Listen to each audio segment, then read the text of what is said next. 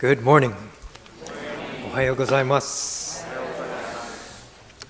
The holiday season is right around the corner, and the weather is starting to feel like winter. I was able to spend a couple days in Ontario, back home, this past week, and it was 15 degrees over there. So here in Sacramento, it feels like a heat wave. There's a snowstorm going on up there, and probably in Lake Tahoe too. I think it's moving across, going east. When the snow falls and stays for a while, it's very pretty. The first thought is, look, how beautiful. The second thought is, how much snow do I have to shovel? How much time will I lose? We don't have to worry about the snow in Sacramento. Although I miss the prettiness, I don't miss the hard work that comes with it. A year ago, during the first snow up there, Charmin and I were at a gas station in Payette, Idaho, when a car slid off the road, trying to turn the corner, started sliding and got stuck after it jumped the curb. We and people from 3 other cars got out to rock and push and lift the car off the curb to get it back on the road. None of us knew each other. People were just helping out for 5 minutes, 10 minutes. It seemed like a reflection of Dharma, selfless giving. Nobody thought twice about it, just help out. Then we each get back in our cars and get on with the day. Who knows who they were? It could have been a dream or a TV show. The lady who slid off the road was back to her chores too, dropping off the kids, running to the store. Each winter, I would look forward to seeing the frozen trees, not covered with snow, but every branch covered with ice crystals. They might be there for a couple days or maybe a week or two. You drive down the road and they are dazzling. You look down the river and they line the banks like a picture-perfect postcard. I'm reminded of jewelry, diamond rings, the story of Indra's net, and pure white fireworks frozen in time. I'm reminded of beauty and health and life and how fleeting it all is. How many more winters do we get to see or to share? I'd like to savor this one while the dream is real and before the show ends. Please join me in Gassho. Like the high waves that constantly flow back and forth in the Bay of Waka, I too will go back and forth to this world to spread the compassion of Amida. Namo Amida Butsu. Namo Amida Butsu. Namo Amida Butsu. Namanda. Namanda. This is a verse from the Song of Ho'onko. It is sharing Shindan's thoughts that he will return again and again to this world to share the Dharma. Each time he read the words of the Buddha or of the Masters, it was as if they returned from the Pure Land just for him, just for Shindan, to guide him along. Just as they did, he too will return from the Pure Land to guide each of us. When we hear his words, it is as if he has returned to guide us, one by one, to our realization and to our awakening. Today I want to share 3 stories with you. One is from a trip to Portland, another is from ancient China, and the final story is about the golden chain that Allison just read. Last year I was in Portland for one of their Sunday services. Before the adult Dharma message, I get to talk to the kids. It's a much smaller temple. The younger students who come to the service, maybe there's about 5 of them that were very small, 5 years old to 9 years old, sitting here and there with their families. And so when it's time to talk to them, they all come up and sit right in the front row. And their podium is on the floor, so I'm real close to the kids. So I put on my Santa hat, Christmas time, so I didn't look like a scary sensei. And then they are invited to sit in the front row so I can talk to them.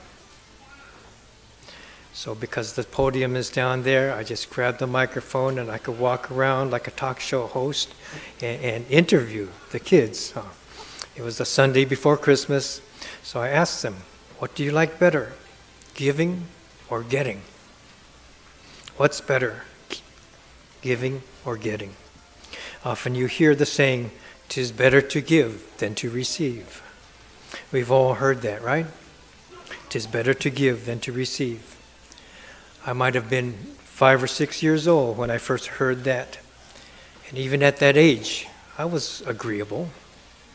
It's probably right. Greedy is not a good thing. But still, I like getting. Getting is okay too. So especially during the holidays, we might hear this, 'tis better to give than to receive. But then we also hear kids being asked, what would you like Santa to bring you this year? Then they each tell us 2 or 3 things that they would like to get.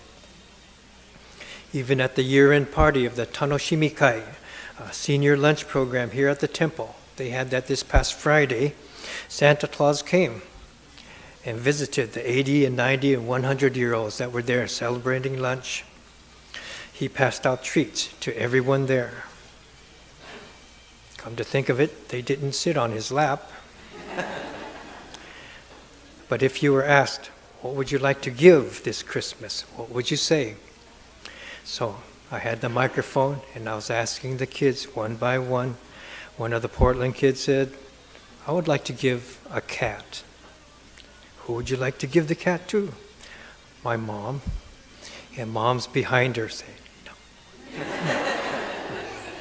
So she might like to get 3 or 4 cats. One was too shy to answer. Another one wanted to give homes to the homeless. She was a little bit older, and it went on like that. One wanted to give a puppy. I was trying to show that we don't always need to define and decide and dissect and compartmentalize the world. Giving can be okay. Getting can be okay.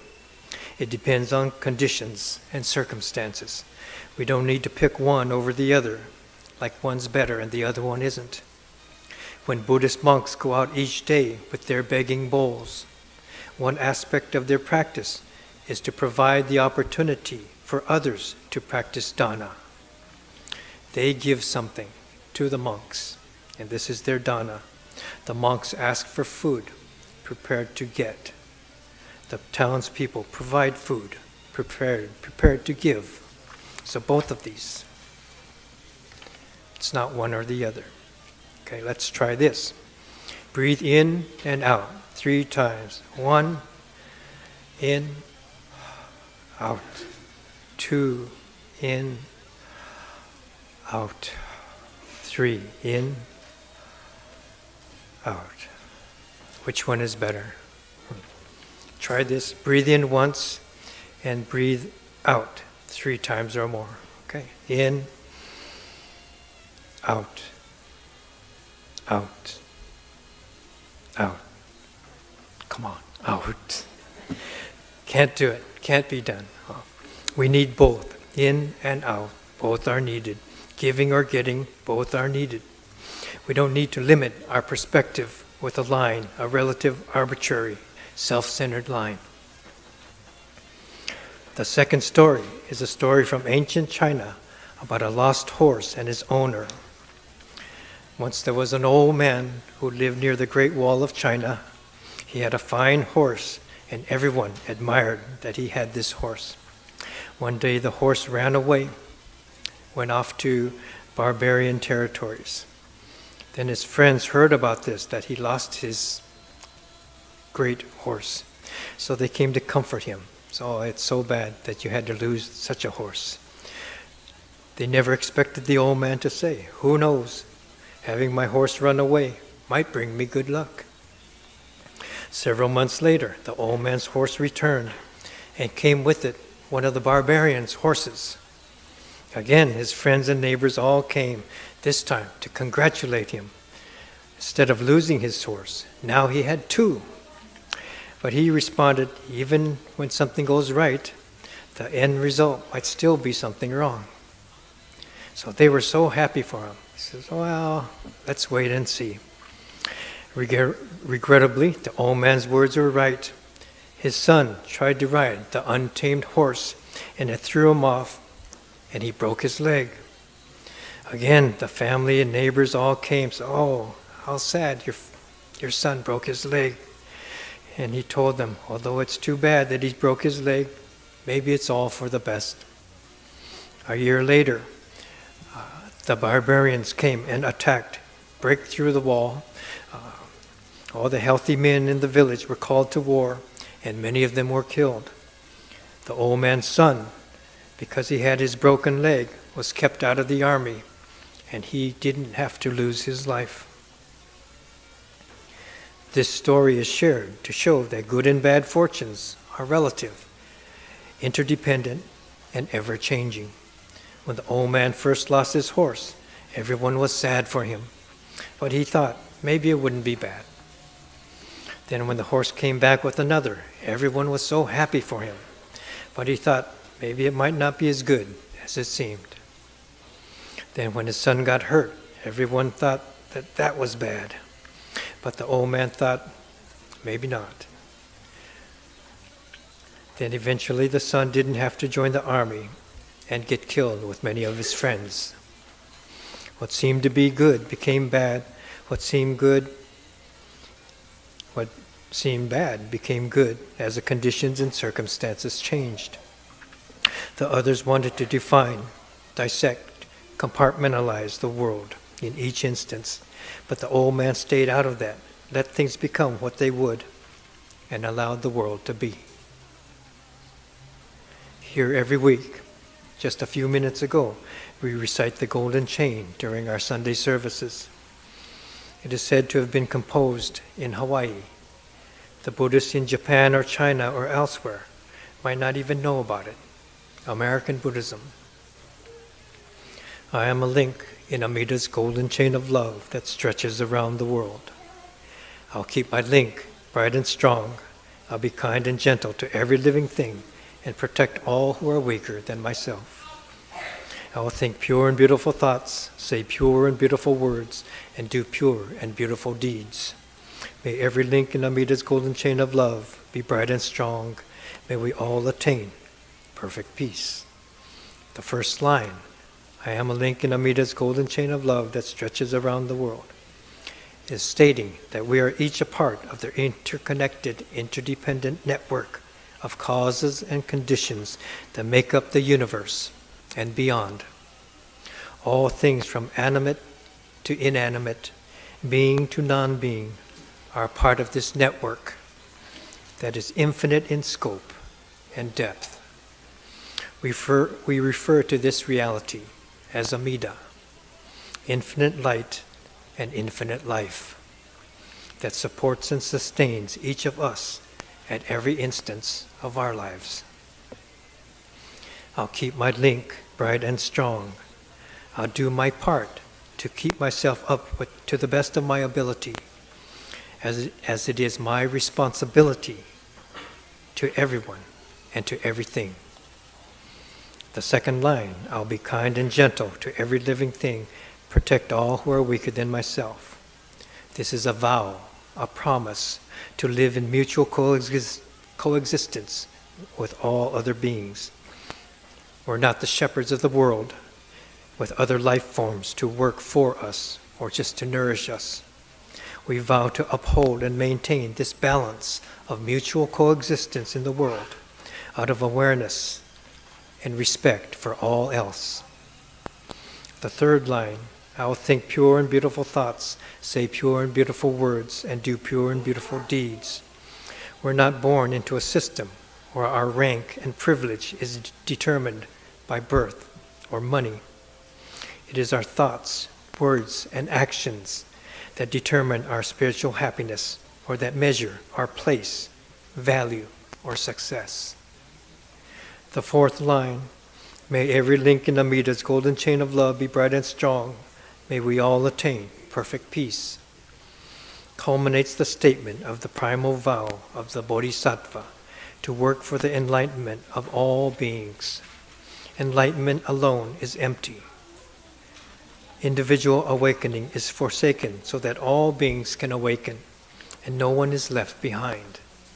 This is the ultimate compassion that marks these teachings, our teachings. We don't just think of me, or my family, or my temple. We think of the bigger picture. We think of all beings, everywhere. Each of these stories today, from the giving and getting exchange in Portland, to the man with the lost horse, to the golden chain, give us insight into the value of Buddhism in everyday life. We are provided a guide to a goal, to live a life that is deep and wide. We move from the limitations of my way to the deepest perspective that includes all else. We shift from self-centered goals and views to the widest perspective that includes both self and other. We don't need to divide and separate for our own convenience, but are able to accept the whole and see that we are a part of it. The Nembutsu is a call from reality, calling us to see it as it is. Our Nembutsu is our response, yes. From the proper perspective of giving or getting, and in or out, we are able to hold ourselves through happy or sad, and through life or death. Please join me in Gassho.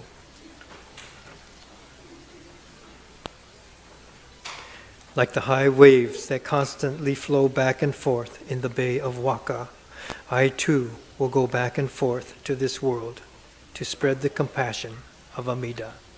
Namo Amida Butsu. Namo Amida Butsu. Namo Amida Butsu. Namo Amida Butsu. Thank you.